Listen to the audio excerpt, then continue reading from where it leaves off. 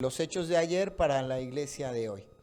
El nombre correcto que tenemos o que se le ha colocado a este libro es Los Hechos de los Apóstoles. La fecha en la cual está considerado que se escribió es aproximadamente entre el año 61 al año 63, máximo principios del 64. ¿Por qué? Porque va a relatar lo que sucedió después de la vida, ¿verdad? Y el ministerio después de la ascensión de Cristo, ¿ok?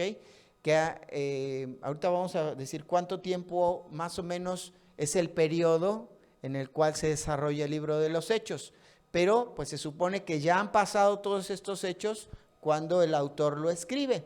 ¿Por qué consideramos que es antes del año 64? Porque en el año 64 vino una persecución muy fuerte hacia los cristianos en Roma, ¿sí? Y en el año 70 hubo un acontecimiento muy doloroso para el pueblo de Israel, que fue que quemaron Jerusalén y saquearon el templo, ¿sí? Lo hemos mencionado ya en algunos otros estudios, ¿verdad? Cuando estuvimos estudiando Mateo, dijimos que el templo sería saqueado, ¿verdad? Dijimos que vendría y eso iba a ser en el año 70. Entonces este libro no pudo ser escrito después del año 70. ¿Por qué? Porque entonces el autor habría hecho mención de este acontecimiento, este suceso, y debe haberse escrito antes del año 64, porque fue cuando ahí Nerón mandó quemar Roma, ¿sí? Y vino una persecución fuertísima sobre los cristianos. ¿Por qué? Porque Nerón mandó quemar Roma y le echó la culpa a los cristianos. Entonces él empezó una persecución y ahí es donde capturaban los cristianos y los hacían morir en el Coliseo romano. Entonces todo eso vendría aquí en el libro, relatado en el libro de los Hechos. Por eso se considera que no fue escrito después del año 64, que máximo hasta inicios del año 64. ¿Cuál es el periodo que cubre este libro? Bueno, desde la resurrección y la ascensión de Cristo hasta el primer encarcelamiento del apóstol Pablo, ¿sí? El apóstol Pablo fue llevado encarcelado a Roma para dar testimonio y va a venir aquí en los últimos capítulos, vamos a ver todo este acontecimiento en el apóstol Pablo. Son 30 años aproximadamente los que se van a relatar a través de este libro de los Hechos, ¿sí? Son 30 años. Más o menos. Dijimos, el Señor Jesucristo vivió aquí durante 33 años. Murió, resucitó, ascendió y dijimos que el libro fue escrito entre el año 61 al 63. Entonces son aproximadamente 30 años el periodo que se desarrolló o que tenemos aquí resumido en este libro de 28 capítulos. Muy bien, ¿quién es el autor de este libro? El autor de este libro es Lucas, que también es llamado por el apóstol Pablo como el médico amado. Lucas capítulo 4, versículo 11, dice así: y Jesús llamado Justo, que son los únicos de la circuncisión que me ayudan en el reino de Dios y han sido para mí un consuelo. Bueno, desde el 10 dice... Está hablando el apóstol Pablo. Aristarco, mi compañero de prisiones, os saluda. Marcos, el sobrino de Bernabé, acerca del cual habéis recibido mandamientos. Si fuera a vosotros, recibidle. Y vamos a ir hasta el 14. Dice, os saluda Lucas, el médico amado, y Demas. Lucas no fue apóstol, ¿ok? Tal vez hoy vamos a derribar algunos conceptos que tenían ustedes. No se decepcionen, ¿ok? Lucas no fue un apóstol. Si se saben los nombres de los apóstoles, no van a encontrar a Lucas, ¿sí? Es más, Lucas ni siquiera era de origen judío. Vamos a encontrar ahí que a través de diferentes documentos que Lucas era de origen gentil. Él era era considerado griego. Y algunos escritos antiguos mencionan que Lucas era o había nacido en Antioquía, ¿sí? Tal vez es dentro de los primeros convertidos que hubo en los viajes de aquellos que fueron dispersos, Lucas fue uno de los que se convirtió. Por lo tanto, entonces Lucas no fue un testigo ocular de la vida del Señor Jesucristo en esta tierra. ¿Sí? ¿Puedes avanzar? No fue un testigo ocular de la vida del Señor Jesucristo en esta tierra. Fíjense lo que dice el Evangelio según Lucas, versículo 2. Bueno, vamos a ver versículo 1. Puesto que ya muchos han tratado de poner en orden la historia de las cosas que entre nosotros han sido ciertísimas, tal como nos lo enseñaron los que desde el principio lo vieron con sus ojos y fueron ministros de la palabra. ¿Okay? Dice, entonces, ¿qué está haciendo Lucas? Él no fue testigo ocular, ¿sí? No fue testigo ocular de la vida del Señor Jesucristo, pero menciona aquí que dice, tal como nos enseñaron los que desde el principio lo vieron con sus ojos y fueron ministros de la palabra.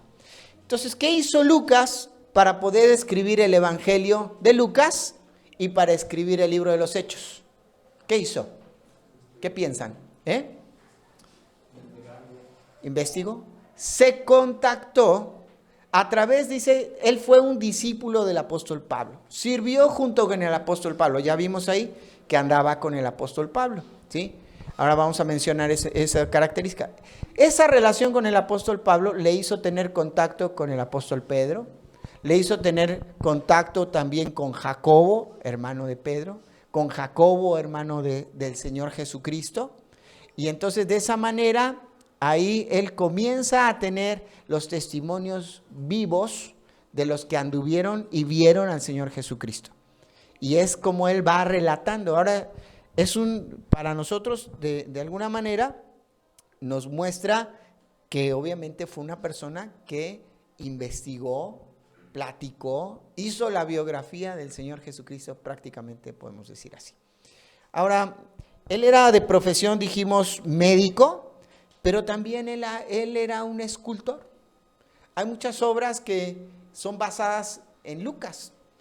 El Evangelio de Lucas nos va a describir algunas cosas y él habla con muchos términos médicos. Cuando leemos Lucas se van a dar cuenta. Hace mucho énfasis en la sanidad de los leprosos.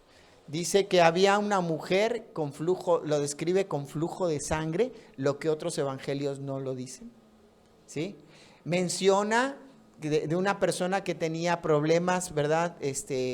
Pero usa términos aún médicos, ¿sí? Ok, vamos a ver que una de las características o de los dones que Dios le había dado a Lucas es que él era un evangelista. Y él se dedicó a la obra misionera. Podemos encontrar todos estos detalles en Hechos capítulo 16, desde el versículo 10 hasta el 17, en Hechos 20, del 5 al 21, Hechos 21, 18, Hechos 27, del 1 al 28, Hechos 16, y esto lo vamos a mencionar conforme vayamos avanzando. Y en estos textos que les acabo de mencionar, Lucas va a decir, bueno, el escritor de Hechos, porque él no se presenta, yo Lucas escribo, sino él dice, nosotros anduvimos, y entonces por relación vemos que Lucas andaba con Pablo, y fueron, hicieron, compartieron. Ahora, dijimos que Lucas también fue el autor del Evangelio de Lucas, y él fue un estudiante muy diligente. ¿Sí? Él se dedicó a estudiar de una manera importante y dice el versículo 3 de Lucas capítulo 1, me ha parecido también a mí desde haber investigado con diligencia todas las cosas desde su origen, fíjate bien, dice, después de haber investigado con diligencia todas las cosas desde su origen, escribírtelas por orden, oh excelentísimo Teófilo, para que conozcas bien la verdad de las cosas en las cuales ha sido instruido. Entonces él era un hombre que diligentemente estudiaba la persona del Señor Jesucristo. Un hombre que no era judío, un hombre que escuchó el Evangelio, que fue transformado por el testimonio del Señor Jesucristo y que también se puso ahí a investigar para poder compartirle a otros. Ahora, La Escritura nos enseña en Hechos capítulo 16 y versículo 40 que Lucas se quedó trabajando en Filipos, encargado de la obra que habían hecho en el segundo viaje misionero con Pablo. Pablo había hecho un primer viaje misionero, en el segundo viaje fue a confirmar a las iglesias y deja a Lucas como el encargado de la iglesia. Y Lucas se quedó ahí por 6 años trabajando y ministrando a los hermanos en Filipos. ¿Sí? Ahora, encontramos también algunos datos importantes. Según en los últimos momentos del apóstol Pablo, ¿verdad? Los últimos momentos del apóstol Pablo, Lucas lo acompañó. Dice que en 2 de Timoteo capítulo 4 y versículo 11, versículos antes dice, Demas me ha desamparado, amando más a este mundo. Y empieza a decir, y tal se fue a tal lado, y Tito a Dalmacia, y empieza a decir, dice, solo Lucas está conmigo. Dice, solo Lucas está conmigo. Ahora esto no solamente me llama la atención, sino me desafía mi propia vida. Es decir, Lucas era un hombre leal a su autoridad. Era un hombre leal a aquel que invirtió su vida con él. Aquel que lo guió, lo trabajó y era un hombre fiel a Dios. Todos en la adversidad se fueron. Algunos se fueron al mundo, ¿verdad? Se fueron al mundial, ¿eh? Amando más a este mundo. Sí, no al mundial de fútbol, se fueron al mundo para amar dice, amando a este mundo. Demas, dice, me ha desamparado. Dijimos que uno de los enemigos del creyente es el mundo, ¿verdad? Lo que este sistema es, lo que son los valores de este mundo. O sea, las cosas que para este mundo son importantes. Pero dice que Lucas, dice, se quedó junto a Pablo mientras él estaba preso ahí en Roma. Lucas representa un gran desafío para nuestra vida. Él es un modelo de pasión para conocer y dar a conocer al Señor Jesucristo y el Evangelio de la gracia. Un escritor escribió un epitafio sobre la vida de Lucas. No tenemos mucho conocimiento de cómo fue su muerte. Algunos piensan que sufrió muerte martirizada, o sea, fue un mártir que fue asesinado. Algunos piensan que fue colgado, pero otros piensan que él murió durmiendo.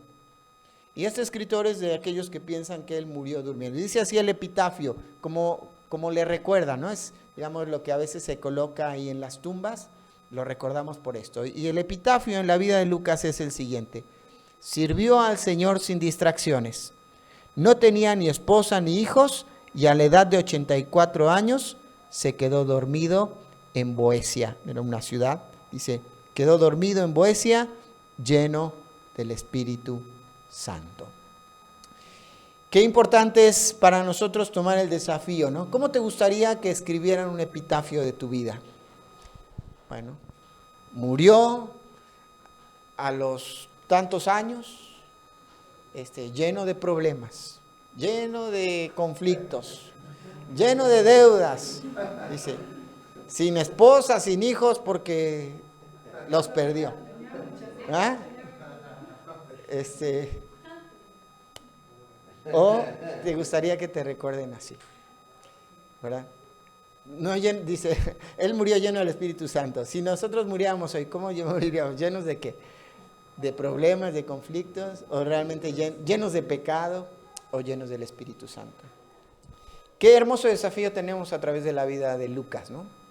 Saber que un hombre gentil, un hombre común de Antioquía, tiene un encuentro personal con Cristo y es tanto el impacto a su vida que se empieza a relacionar, a querer aprender. Yo veo en Lucas un hombre que tenía sed y hambre de aprender del Señor Jesucristo, de conocer de manera íntima a aquel que había dado su vida por él. Y lo hizo no solamente con esa hambre, esa sed, dice, lo hizo de manera diligente, o sea, rápido, no tardó. Y mientras yo creo que le presentaban, le decía, ¿qué tal? Mucho gusto, soy Lucas. Y él decía, soy Pedro. Pedro, ¿qué tal? Oye, quería preguntarte, ¿qué sentiste cuando ahí el Señor te dijo que lo ibas a negar y tú dijiste, no, Señor, yo no te voy a negar, y entonces lo negaste y cantó el gallo, ¿qué fue lo que sentiste? Porque Lucas expresa cosas muy íntimas. Y debió de haber tomado el tiempo para poder hablar con cada una de esas personas. Esa es la manera en que debemos buscar al Señor. Señor, ¿qué sentiste por mí cuando estabas en la cruz? ¿Qué es lo que pasaba por tu corazón y por tu mente? Yo sé que no valgo nada, ¿no? Porque algunos dicen, valíamos la pena para Dios. No, realmente no valíamos la pena. Hoy tenemos valor por lo que Jesús hizo por nosotros. Pero esa es la forma en la que debemos tal vez de imitar a Lucas, ¿verdad? Y poder ser recordados como alguien que vivió lleno del Espíritu Santo.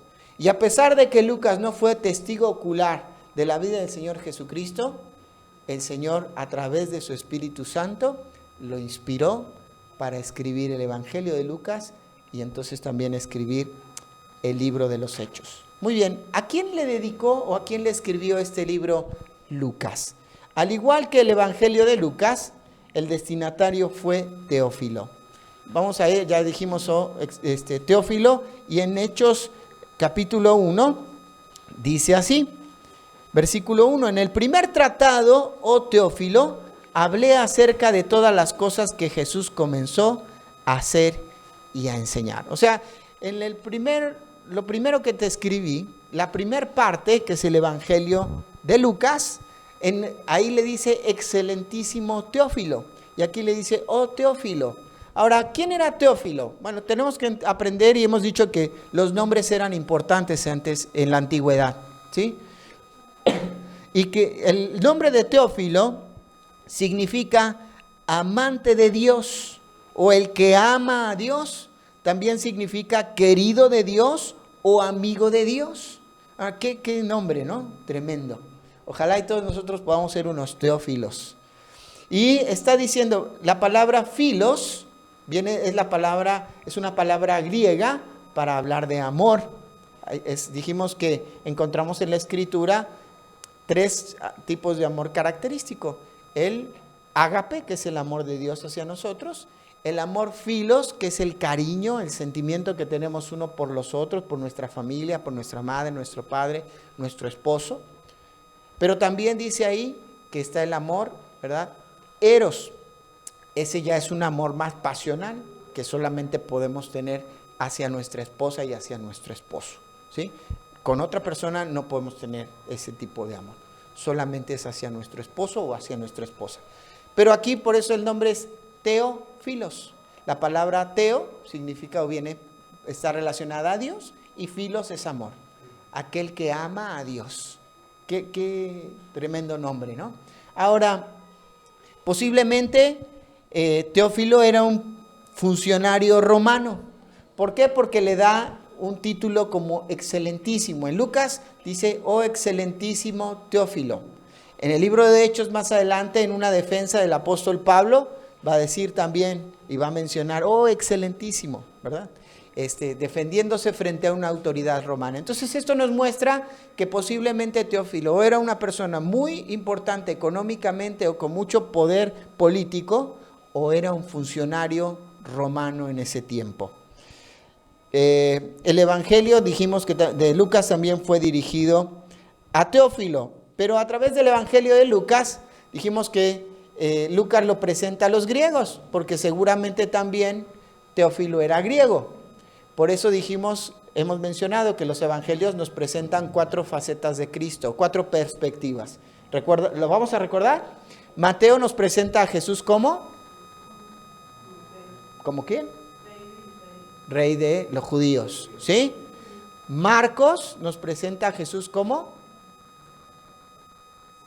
siervo. ¿A quién se lo presenta?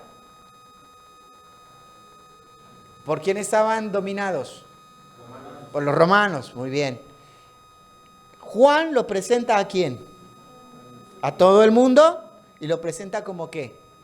Como el Hijo de Dios. Entonces Lucas lo presenta como ¿qué? Como el hombre, ¿sí? ¿Por qué? Porque él era médico y él veía la perspectiva, y dijimos, ¿lo presenta a quién? A los griegos. ¿Por qué a los griegos?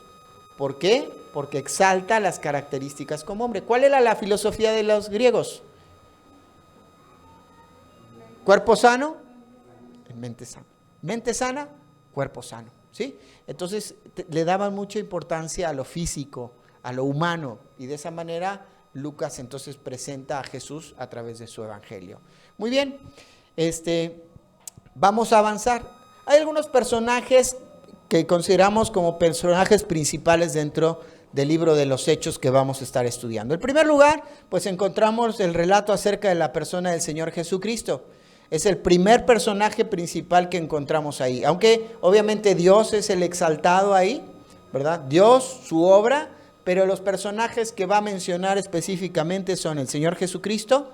En segundo lugar, versículo 2 dice el Espíritu Santo, y nos va a hablar de la promesa del Espíritu Santo, el Consolador. Ese es nuestro segundo personaje importante o principal dentro del libro de los Hechos. En tercer lugar, vamos a encontrar el ministerio del apóstol Pedro. También vamos a encontrar a un hombre llamado Esteban. Vamos a conocer la vida de Felipe, de Bernabé. Bernabé era un tremendo siervo de Dios. Fue aquel que se atrevió a hacer muchas cosas por primera vez en la iglesia. Fue aquel que llevó la iniciativa y el estandarte del Señor en muchas cosas. Lo vamos a ver cuando lleguemos a su momento. Pero también vamos a estudiar acerca del apóstol Pablo. Es otro personaje principal. Y por último, el último personaje principal y donde se centra prácticamente esto es la misma iglesia, ¿verdad? La iglesia es otro de los principales personajes dentro del libro de los Hechos. Vamos a mencionar algunos datos importantes sobre el libro de los Hechos. En primer lugar, vamos a hablar que el libro de los Hechos nos va a marcar una transición de la presencia del Señor, de un cuerpo físico del Señor aquí en la tierra, ¿verdad?, a lo que sería la morada del Espíritu Santo en el creyente como el cuerpo espiritual.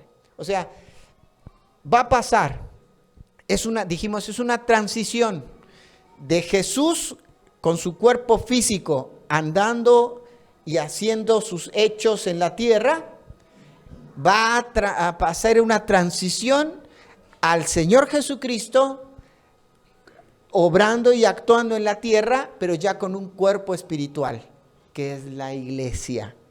Por eso nosotros más adelante somos instruidos por el apóstol Pablo y nos dice que nosotros, la iglesia, somos ¿qué? ¿El qué? El cuerpo de Cristo. ¿Ahora entiendes? Entonces, el concepto del cuerpo de Cristo para el judío en este momento no se entendía, no se sabía.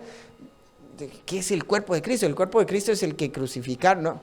No, si el apóstol Pablo hubiera dicho en ese momento, bueno, aquí todavía no se había convertido en el capítulo 1, ¿verdad? Pero si alguien hubiera dicho el cuerpo de Cristo, la iglesia, no lo iban a entender, jamás, jamás. Ahora nosotros lo entendemos, pero entonces es esa transición. Ahora, el Evangelio según San Lucas nos más bien, el libro de los Hechos en el capítulo 1 nos va a enlazar con los últimos capítulos de cada uno de los evangelios.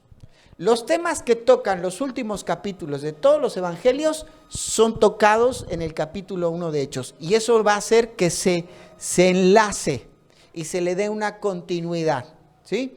Entonces, por ejemplo, en Mateo, el último capítulo, el capítulo 28, termina hablando de la resurrección del Señor Jesucristo. ¿Cómo comienza hablando Hechos? Acerca de la resurrección de Jesucristo y dando los datos acerca de su resurrección. Y nos da datos importantes. Dice que se le apareció a sus discípulos. Y dice que estuvo ¿cuántos días todavía en la tierra? 40 días. ¿Y qué? Dice que fue algo comprobado con hechos ¿qué? Indubitables. ¿Qué es la palabra indubitable? Que no tiene duda, ¿sí? Algo certero, ¿no? Concreto. Ok, entonces,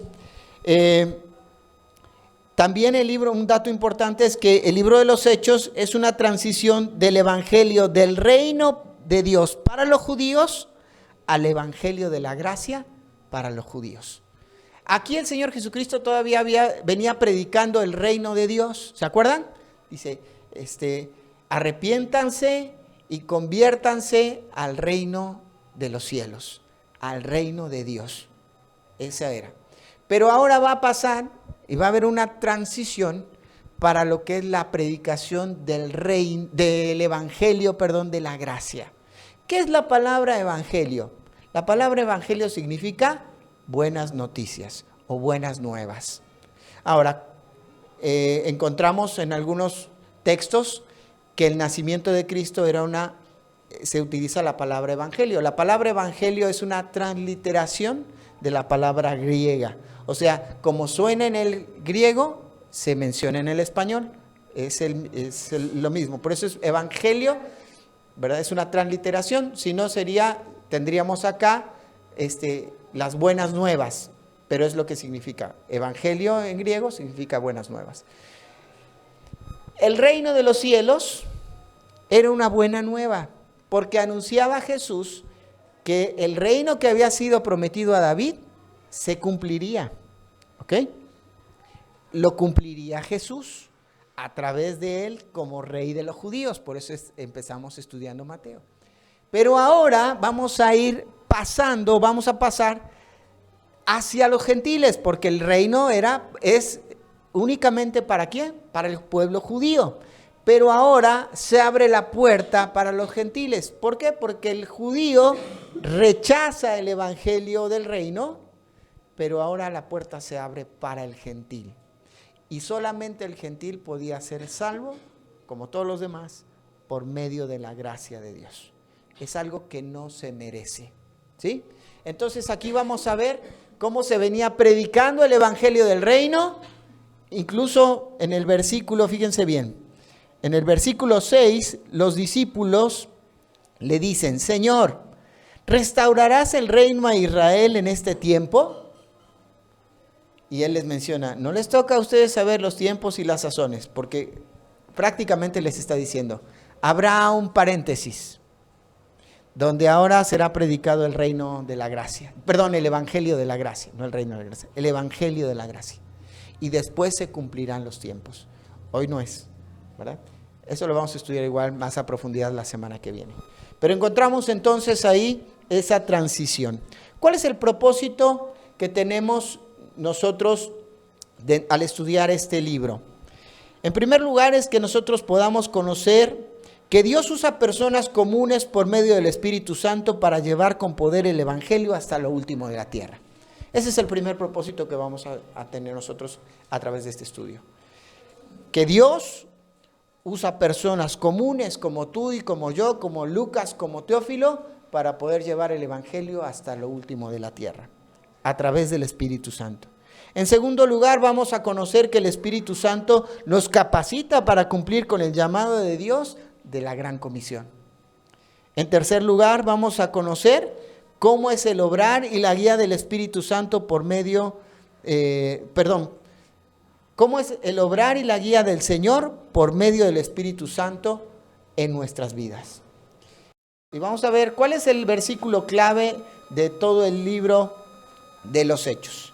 El versículo clave lo encontramos en el capítulo 1 y versículo 8. Y dice así: pero recibiréis poder y me seréis testigos en Jerusalén, en toda Judea, en Samaria y hasta lo último de la tierra.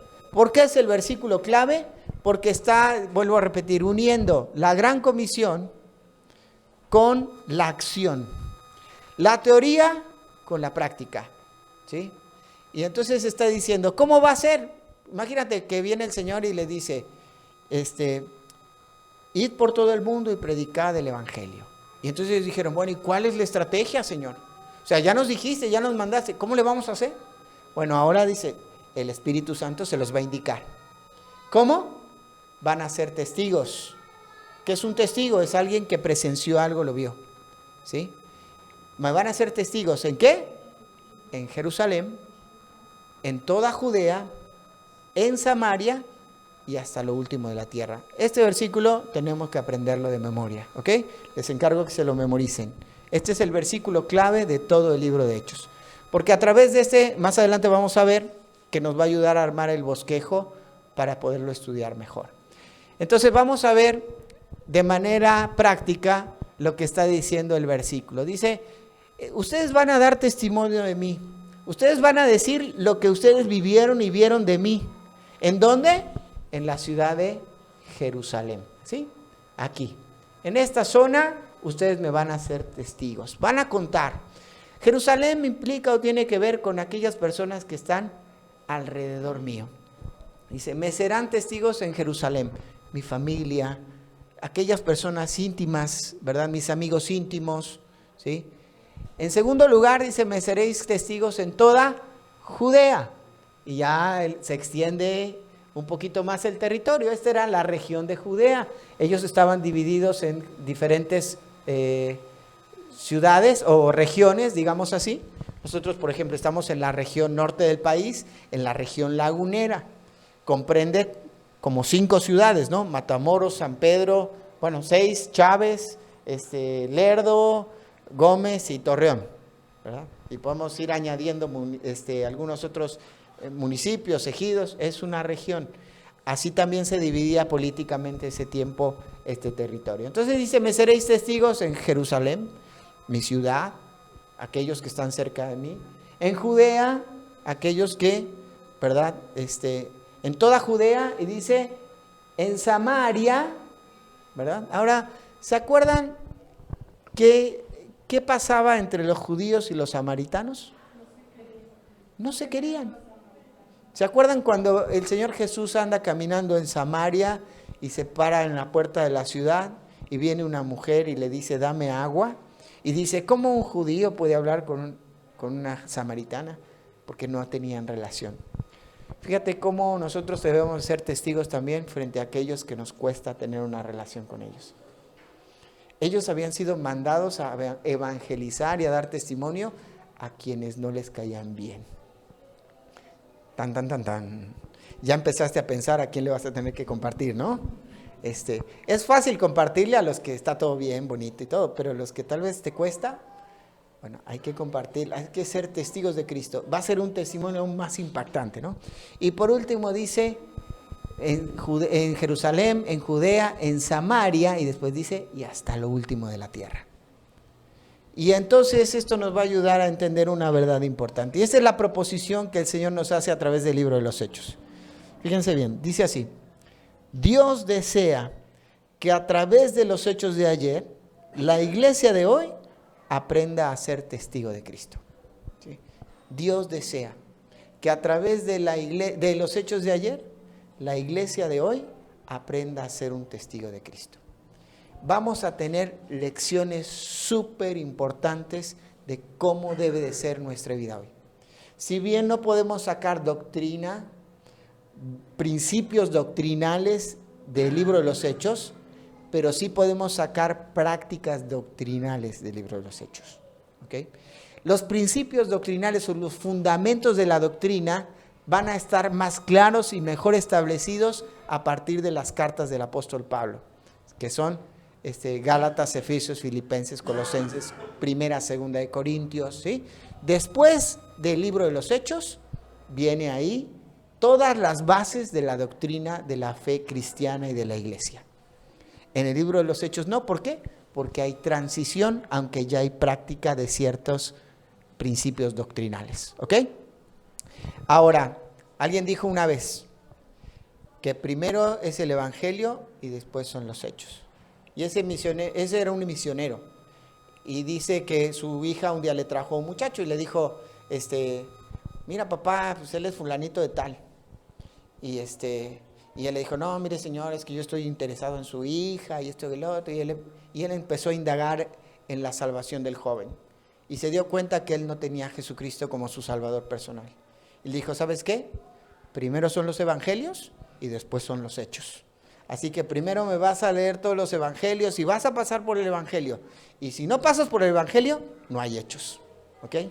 Entonces, muy bien, vamos a ver el bosquejo del libro de los hechos. Dijimos que el versículo clave es el 1:8 y nos va a dar el bosquejo para estudiar mejor el libro de los hechos. En primer lugar, dijimos que la proposición del libro de los hechos es que Dios desea que a través de los hechos de ayer, la iglesia de hoy aprenda a ser testigo de Cristo. ¿Cómo? Ahí viene, ahí vamos a bosquejar. ¿Cómo puedo ser un testigo de Cristo? Siendo testigo en Jerusalén. Dijimos, en nuestro círculo familiar e íntimo. amigos, familiares, padres, hijos, hermanos. Dice, vamos a ver esto a partir del capítulo 1 hasta el capítulo 7. En segundo lugar, o el segundo punto de nuestro bosquejo del libro de los Hechos es siendo testigos en toda Judea y Samaria, capítulos 8 hasta el capítulo 12. Esta es nuestra comunidad y aún hacia aquellos a quienes nos es difícil de relacionarnos, pero aún tiene que ver con el interior de nuestro país, otras comunidades o todavía nuestro país. Y por último, dice que siendo testigos hasta lo último de la tierra. Es desde el capítulo 13 hasta el capítulo 28. Es una situación mía. Capítulo 13 hasta el capítulo 28. ¿Sí? Encontramos ahí. Así que estamos terminando en esta mañana y quiero concluir con lo siguiente. En primer lugar, esto es solamente un estudio de introducción, pero nos ha dejado verdades importantes aún estudiándolos sobre la vida del escritor. A partir de la próxima semana iremos analizando versículo por versículo. Bueno, capítulo por capítulo, perdón. Pero quiero concluir de la siguiente manera. En primer lugar, todos los que hemos creído en Cristo como nuestro Salvador personal, somos considerados testigos de Cristo. Todos. Por lo tanto, todos somos llamados a hablar de Él. En Jerusalén, en toda Judea, en Samaria y hasta lo último de la tierra. En segundo lugar,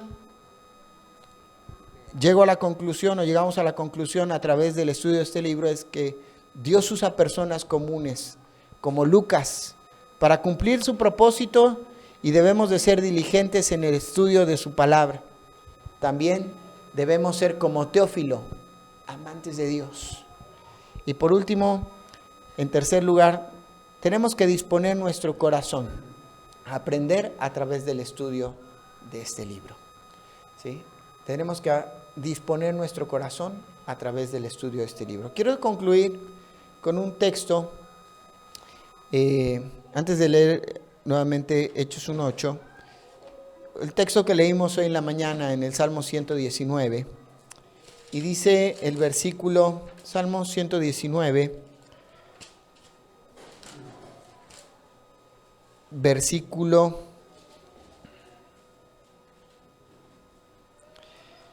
18. Dice así: abre mis ojos y miraré las maravillas de tu ley. Dice, abre mis ojos y miraré las maravillas de tu ley. Entonces yo quiero desafiarte a que tú puedas tomar el ejemplo de Lucas, el ejemplo de Teófilo, que puedas tomar el ejemplo de cada una de las personas que están en el libro de los Hechos. Y que puedas disponer tu corazón a aprender de la palabra de Dios. Y que tú puedas decirle, Señor, abre mis ojos, para que a través del libro de los Hechos yo pueda ver las maravillas de lo que tú eres. Y recuerda, no tengas miedo de ser testigo de Cristo, porque Él te ha dado el Espíritu Santo y te ha dado la promesa de su presencia a través de su Espíritu morando en ti, para capacitarte y para usarte como un canal de Dios para llevar el amor de Cristo a la vida de muchas personas. Pero primero debemos de ser personas como Lucas, ahí, que seamos deseosos de diligentemente buscar al Señor. A veces decía el epitafio de Lucas, ¿no? Es una persona que no tuvo distracciones. ¿Qué nos distrae?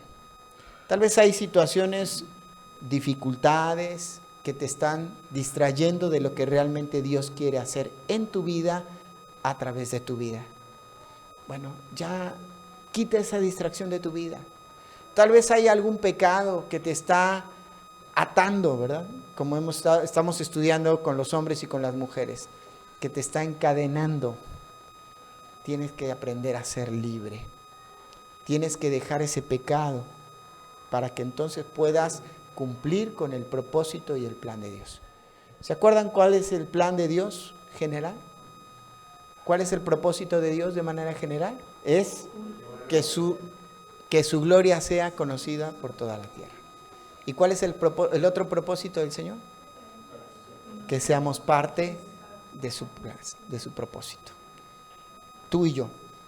Todos aquellos que hemos creído en Cristo como nuestro Salvador personal, debemos de ser parte de ese plan. Muy bien. Así que nuestro desafío en esta mañana es memorizar Hechos 1:8. Entonces, ¿hay algo que está tal vez distrayendo tu vida? Tu epitafio se va a escribir como el de Lucas. Fue un hombre que no tuvo distracciones, que fue diligente en el estudio de la palabra y que murió lleno del Espíritu Santo. ¿O será, fue un hombre distraído por los afanes de este mundo, por el celular, por la computadora, por el Facebook, por el YouTube, y murió solo, sin nadie y lleno de problemas? ¿Cómo va a ser tu epitafio en la vida? Vamos a terminar con una oración. Señor, en esta mañana queremos terminar, en esta tarde ya, pidiéndote que nos ayudes a poder realmente evaluar nuestra vida y evaluar qué cosas están distrayéndonos cada día. Y que podamos, Señor, entregarlas en tus manos para que tu nombre sea glorificado a través de nuestra vida. Señor, ayúdanos a tener la actitud correcta en el corazón para ser siervos tuyos, pero también, Señor, para aprender del estudio del libro de los Hechos. Queremos ser testigos, como dice tu palabra en Hechos 1:8, que seremos testigos cuando haya venido sobre nosotros el Espíritu Santo, para hacerte testigos en Jerusalén, nuestro círculo íntimo, en Judea, en toda Judea, aquella ciudad donde nosotros vivimos, nuestros amigos ocasionales, nuestros familiares lejanos, en Samaria, con aquellos que nos cuesta trabajo en nuestro país, y dice hasta lo último de la tierra. Queremos cumplir con ese propósito tuyo. Te pedimos, Señor, tu bendición en esta hora, en el nombre de Cristo Jesús. Amén.